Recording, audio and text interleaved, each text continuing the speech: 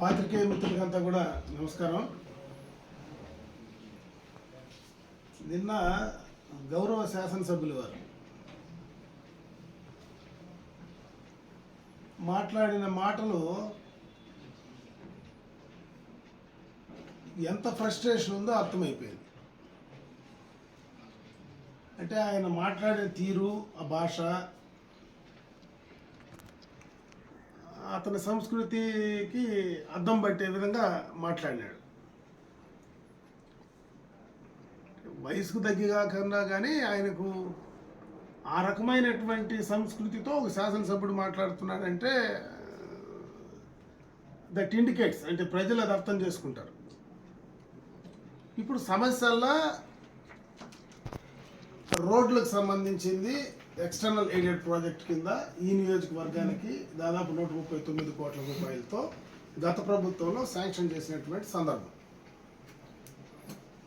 ఏ ఊర్లోకి పోయినా కొన్ని చోట్ల రోడ్లు కంప్లీట్ అయినాయి, కొన్ని చోట్ల రోడ్లు కంప్లీట్ కాలేదు.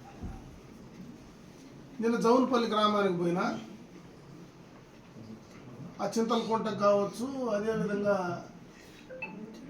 చెరువు ముందర కావచ్చు, రెండు కూడా చాలా దూరం ఉండే రోడ్లు కూడా, అదేవిధంగా కుప్పం రోడ్లో నుంచి జౌన్పల్లి కావచ్చు, ఎప్పటి నుంచినో అది ఈఏపీ కింద శాంక్షన్ చేయడం జరిగింది.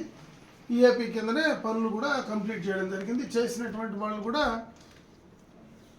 కాంట్రాక్టర్ పనులు చేయించిన వాళ్ళు కూడా కడప నుంచి వచ్చిన వాళ్ళే.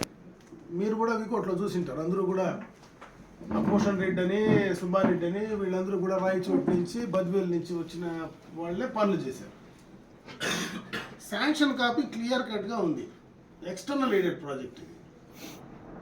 ఆయన మాట్లాడేది ఎంతసేపు మాట్లాడినా డబ్బులు మేము ఇచ్చినామంటాడు. అసలు ఇది రాష్ట్ర ప్రభుత్వం డబ్బులు కాదు. పోయిన ప్రభుత్వంలోనే దాదాపు 6,000 కోట్ల రూపాయలు ఏషియన్ బ్యాంక్ నుంచి డబ్బులు తీసుకొచ్చి గవర్నమెంట్లో పెడితే ఆ డబ్బును కూడా వేరే దానికి వాడేసి డైవర్ట్ చేసి పూర్తిగా కాంట్రాక్టర్లకు పేమెంట్లు ఇవ్వకపోతే ఆ రోడ్లన్నీ ఆగిపోయినటువంటి వాటి వాస్తవం. అధికారంలో ఉండి ప్రభుత్వంలో భాగస్వామ్యం అయ్యి ఇది కూడా తెలుసుకోలేకుండా మాట్లాడడం అనేది అతని అవివేకమో లేదంటే అతని విజ్ఞతకు వదిలిపెడుతున్నారు. ఇంకొకటి, అతను మాట్లాడి నేను దొంగగా తిరుగుతా ఉన్నానంటాడు. అంటే నన్ను దొంగ కింద చిత్రీకరిస్తాడు. 40 సంవత్సరాలు రాజకీయాల్లో ఉండ ఈయన ఒక దఫా శాసనసభ్యుడు అయినాడు. ఈయన సక్రమంగా ఊర్లో మామూలుగా షెడ్యూల్ వేసుకొని తిరిగేటప్పటికే నేను శాసనసభ్యుడి. ఈయన పుట్టక ముందే నేను గ్రామ పంచాయతీ బోర్డు సర్పంచ్ని. అప్పుడు ఈయన పుట్టు కూడా ఉన్నాడు. ఒక దఫా శాసనసభ్యుడయ్యి నన్ను దొంగ కింద మాట్లాడితే, దొంగ ఎవడనేది ఈ నియోజకవర్గ ప్రజలకు పూర్తిగా తెలుసు. అంటే ఏ మూలకు పోయి అడిగినా పత్తికొండ కాడ జల్లి దొంగలు ఇచ్చింది ఎవడో, పత్తికొండలో ఎవడిని అడిగినా పోయి చెప్తారు చుట్టుపక్కల. శంకర్రాయలపేట చెరువులో ఇసుక దొంగలు ఇచ్చింది ఎవడో, ఎవరిని అడిగినా పోయి చెప్తారు. మరి ఆశ్చర్యం ఏమంటే 5,000 కాటి నుంచి 5 కోట్ల దాకా వాళ్ళ కార్యకర్తల దగ్గరనే డబ్బులు తీసుకునింది ఎవరో అదే కార్యకర్తలు, అదే నాయకులు నాతో చెప్తారు, మేము డబ్బులు ఇచ్చి తగులుకోండామన్నా మాకు డబ్బులు రాలేదని. నన్ను గురించి అతను దొంగ అని మాట్లాడడం, అసలు నువ్వు చేసే పని ఏంది, నీ పని ఏంది అనేది నువ్వు అర్థం చేసుకోకుండా నోటుకొచ్చినట్లు మాట్లాడడం అతని విజ్ఞతకు వదిలిపెడతా ఉండ. ఇంకొకటి, ఎంతసేపు మాట్లాడినా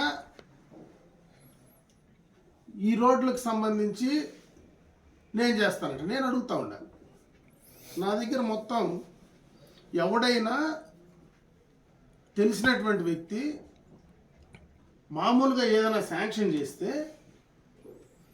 దానికి ఫౌండేషన్ వేస్తాం. ఫౌండేషన్ వేసి పనులు జరిగిన తర్వాత పేమెంట్లు ఇస్తాం. అది నేచురల్గా జరిగేటువంటి కార్యక్రమం.